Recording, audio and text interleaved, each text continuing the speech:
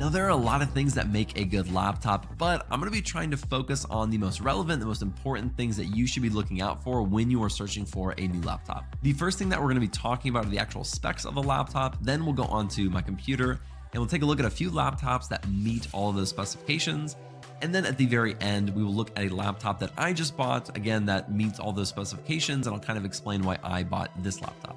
Now, before we jump into the specifications, I want to say that everything we're about to talk about also pertains to PCs. PCs are stationary, where laptops you can take just about anywhere. And so I feel like most people, especially myself, I prefer laptops instead of PCs. But everything we're about to talk about can apply. So if you want to build a PC or buy a PC, the specifications will be just about the same. So let's talk about the specifications that I think are the most important when you're buying a new laptop. The first one is storage. The laptop that I had for the past 2 years, the one that I share with my wife, and the one that you probably have seen on screen, that one had 512 gigabytes of storage, and it just was not enough for me. I had a lot of software in there, from my data analytics stuff like Tableau and Python and SQL Server to my video editing stuff. And I also had a lot of files on there. And even though I exported all of my files onto external hard drives, I just couldn't keep up. The 512 gigabytes of storage for me personally was not enough storage. And so I want you to really think about how much storage you're gonna need in this next laptop. Are you gonna be using a lot of software?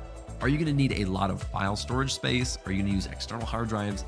These things are things to think about. Now, there are different kinds of storage. There is SSD and there's HDD. HDD is kind of the old version, the legacy system with a rotating disk in it.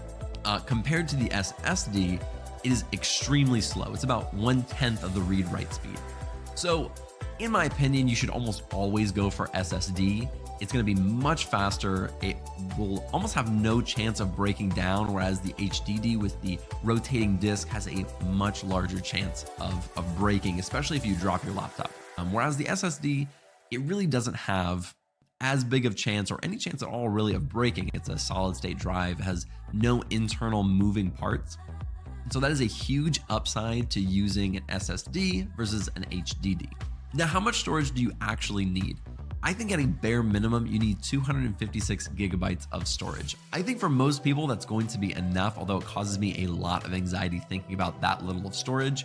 But if you're not going to be downloading a ton of software and you're not going to use a ton of files, or you're going to have lots of external hard drives, that should be enough.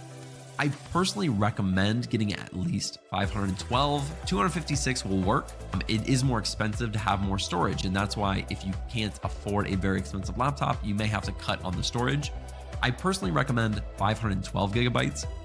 I think that will suit almost anybody's needs, or at least the average person's needs in terms of storage. If you can swing it, a terabyte or more would be absolutely fantastic, but I think for most people, you don't need that much. It just gives you a lot of breathing room to download basically as much software and files as you need. The next thing that we're going to look at is RAM, and that stands for Random Access Memory. And I'm going to read really quick what I have in my notes. It says, it puts data you're actively using in temporary storage for faster access and speed. So when you're using software like SQL or Python or R, that's going to use a lot of temporary storage, aka RAM. And so you want to make sure you have enough RAM to make sure those processes run efficiently. Otherwise, they're going to run very, very slowly. So how much RAM do you need? At a bare minimum, I recommend 8 gigabytes of RAM. But to be fair, almost all laptops have that. Some do have 4, which is the next step below that, but that's pretty rare. You'll most likely find 8. For the type of work that we do, I definitely would recommend 16. You don't have to go much above that. There's 32 and 64, but honestly, unless you're doing intense machine learning, you really don't need above 16 gigabytes of RAM.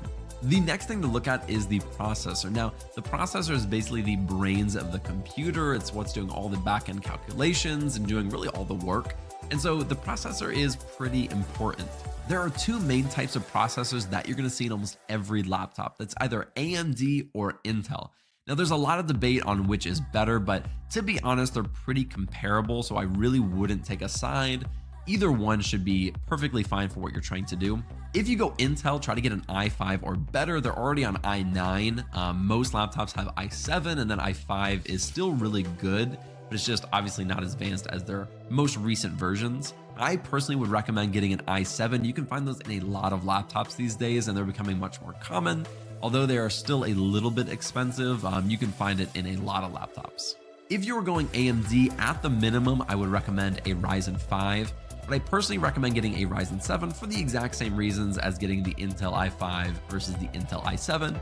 It's just newer, it's better, it's becoming much more common in a lot of mid-tier or mid-priced laptops. The last thing that we're gonna talk about is screen size. Now, screen size is super important to me, although I know there are people watching this who are like 8-inch MacBook Pros and don't care about screen size at all, but it matters to me. I personally think that a larger screen is really important for the type of work that we do, unless you have like a dual monitor or you're able to have some type of setup like that. But if you're only using your laptop, I think a big screen is really essential. I personally recommend a 15.6-inch screen or above. I have found that to be pretty much the optimal size, but you can go up. I think there's like 17 and a 19-inch if you want to just go massive. But a 15.6-inch screen should be plenty of room to do what you need to do on your screen. Now that we talked about all the specifications, let's go to my screen and take a look at some laptops that meet a lot of those criteria. So let's take a look at our first laptop. This is an HP EliteBook. The only thing that I think that it doesn't meet in our specifications is that it has a 14-inch display, but it has the i5 Intel processor. It also has 256 gigabytes of SSD, so that's really nice. It also has these 16 gigabytes of RAM, and it comes in at $400. So it's a very affordable laptop, and I think it hits a lot of the specifications that we're hoping for. So if you're looking for a more affordable laptop, this looks like a pretty good option. Let's look at our second laptop. This is the Dell Inspiron 15 3000 series 3593 laptop. I don't know what any of that means, but it does have a 15.6-inch screen. It comes in with the Intel i5 processor, 16 gigabytes of RAM, and 512 gigabytes of SSD storage. So it hits everything on our list. And it does come in with a little bit heavier of price. So the other one was $400 about. This one comes in at $639, but again, it hits everything that we're looking for. And so this is a really good price for what seems to be a really nice laptop. The third laptop that we're going to take a look at is the Acer Aspire 5. Has a 15.6-inch screen. This one has the AMD processor and it's the Ryzen 5. It has 16 gigabytes of RAM, and this one has 1 terabyte of storage. So it goes above and beyond in terms of storage, which I personally find super important. This one obviously comes in a little bit more expensive. It's $759. If you look right here though, there are lots of different options and configurations that you can do in terms of storage and RAM. If you want more storage, you can get a terabyte of SSD plus a terabyte of HDD for like $50 more. But that's because they're adding on a terabyte of HDD, which is the legacy system, which is a lot cheaper to add. And so I personally would most likely just go with the 1 terabyte of SSD. But again, this one hits everything that we're looking for and more. And so this looks like a really nice laptop. The fourth laptop that we're going to look at is the Lenovo Legion 5.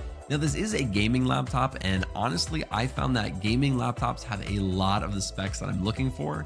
And so the next one is also a gaming laptop. So if that's not your thing, you don't have to get a gaming laptop. I just found that these ones were really good. But it has a 15.6-inch screen. It does come with an AMD processor and the Ryzen 7, which is the upgraded one from the Ryzen 5, which was in the last laptop. It has 16 gigabytes of RAM, 512 gigabytes of SSD, and this does come with a NVIDIA GTX 1660 Ti, and that's a graphics card. And so if you care about graphics or anything like that, this has it. And so that's a really nice perk. This comes in at a little bit more than the other one. It went from $400 to around $630 to $750, now up to right around $1,000. Of course, you're getting a lot of perks and upgrades with this. Something that you'll get in a gaming laptop that you will not get in regular laptops, like the one we were looking at, is these usually have cooling systems. They have fans inside of them that blow all the hot air out. And so they cool themselves a lot better. And so if you have issues like I have had in the past, where you have a really, really hot laptop sitting on your lap and it's unbearable, these usually do pretty well with getting all that hot air out and keeping the system cool so that you can keep it on your lap and you don't burn yourself. So that is the Lenovo Legion 5. Let's look at our final laptop. The fifth and final laptop is the HP Omen. This comes in with a 15.6-inch screen. It does have the AMD processor, and that is the Ryzen 7. Has the 16 gigabytes of RAM, 1 terabyte of SSD. It also comes in with the exact same graphics card as the Lenovo Legion 5. So similar specs, we didn't look at like kind of the design of it. I don't know why I did that. That was annoying, but we didn't look at the design of all these laptops, but there's different designs and different features within each one. This is the most expensive one. This comes in right around 1,300 after taxes. It's obviously more than that, but this is the most expensive one. Coincidentally, this is the one that I bought, and I'm going to show you in just a second. So let's get off the screen. I'm going to show you this laptop and kind of explain why I bought it, some of the things that I like, and some of the things that I do not like about it. So this is the HP Omen, and if you were expecting any type of professional review of this, you were in the wrong place. Just look up HP Omen reviews. I'm really just gonna walk through why I bought it, and I'm gonna have some really second-rate B-roll and showing you some of the things that I'm talking about. The biggest thing that I really like about this is it is extremely fast. The processor is super good. The RAM is 16 gigabytes, so it has plenty of speed, and it has a terabyte of storage, which I've already used quite a bit of it. Those are the things internally that I like a lot. Now, something that I did not talk about at all in terms of what you should be looking for in a laptop, something that I find extremely important, and you would only know if you made it to this point in the video, is that I really like a lot of ports. Now, there are a lot of ports on here. There are like 7 or 8 ports on this laptop, and 3 of them are USB, which I use a lot. And on my last laptop, I only had 1. And so I had to use this like adapter that split into multiple USB ports. And I'm really glad I don't have to use that anymore. This has really made it easy for me to just plug everything in. I don't have to use adapters or any extra cables or anything like that. Something that I really, really like. Another thing that I like that I kind of touched on earlier is that this is a gaming laptop, so it has fans underneath it.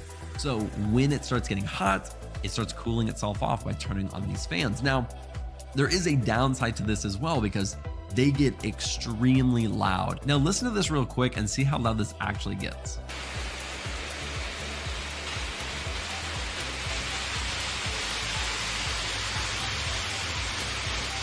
Yeah, so it gets pretty loud, but it only gets like that if you're like really working the system. If you're watching like Netflix or something like that, it's never going to do that. So, it's kind of give and take. It really doesn't happen that often, but when it does, it is really going. One other thing I had to take into consideration was actually the looks of the laptop. This laptop you're going to see on screen a lot in future videos. And so I wanted to kind of find one that looked really cool, that looked nice on camera. The other one, which was the Lenovo Legion 5, I really considered, but I didn't like how the back of it looked, which is, really superficial, but I have a YouTube channel, and so I want it to look nice. But in terms of specs, they both were very similar. And so if you were thinking about, saving like $300, I'd go with the Lenovo Legion 5 if you're not making YouTube videos like me. That one will do absolutely fantastic. It has a really good processor. And so, I think that aesthetically, this one just turned out to be better for me. And so, that's one thing that I liked about this one more than I liked about just about every other laptop that I looked at. The only other thing that I do not like about this laptop is how heavy it is. I like how bulky it is. I like kind of its thickness. I just really do not like that it weighs like 20 pounds. Now it weighs like maybe like 7 pounds. But compared to my last laptop, which was like 3 pounds, it was very thin, very light. This one is a behemoth. And so if you like smaller laptops, gaming laptops really aren't for you. They're bigger because they have a lot more inside of them as well as a cooling system. So take that into consideration. This one is pretty bulky. So overall, the pros definitely outweigh the cons. This one has just about everything I'm looking for in terms of specs. The downside for me is the really loud fan, which has turned on a few times and it's been quite noisy, as well as the heaviness of it. Again, I like the bulkiness. I like how big it is, but I just don't like, how much it actually weighs. When I have to put it in my backpack or carry it around or, take it places, it's just really heavy and inconvenient, whereas my last laptop was really light. So really small things in my eyes. For me, for what I do, this laptop is just about perfect. I don't plan on getting rid of it anytime soon. I want this one to be like the one I use for the next 3 or 4 years on this channel. And so hopefully it will last me through kind of everything that I put it through, all the tutorials and future videos. But yeah, that is the HP Omen, and that is why I got this laptop. I hope that this video has been helpful and helps you find a laptop that is right for you. I know typically we talk about software on this channel, so it's a nice change of pace, at least for me, to talk about some hardware because both are really important. You can't really have really good running software if you don't have the good hardware. software. So I hope that you are just as interested in this stuff as I am. With that being said, thank you guys so much. I really appreciate it. If you want to support this channel, be sure to like and subscribe below, and I'll see you in the next video.